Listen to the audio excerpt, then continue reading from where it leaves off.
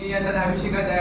आपण आता वैयक्तिक स्वच्छतेची माहिती घेणार आहोत. आपण जेव्हा बाहेर खेळायला जातो किंवा फिरायला जातो हात करा रे हात. तेव्हा आपण हात धुवायला पाहिजे हँडवॉशने.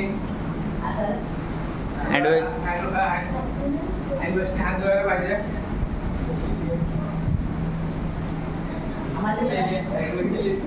आणि त्याचे स्टेप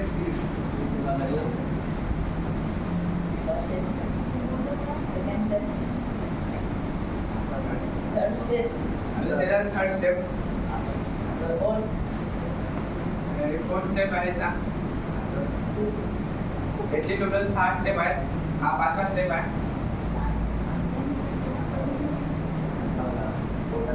आणि आता 6वा स्टेप हा. याच्याने आपले हातातले जंतू व किटाणू मरतात. आपल्याला रोज आंघोळ करायला पाहिजे व स्वच्छ कपडे घालायला पाहिजे. यासाठी रोज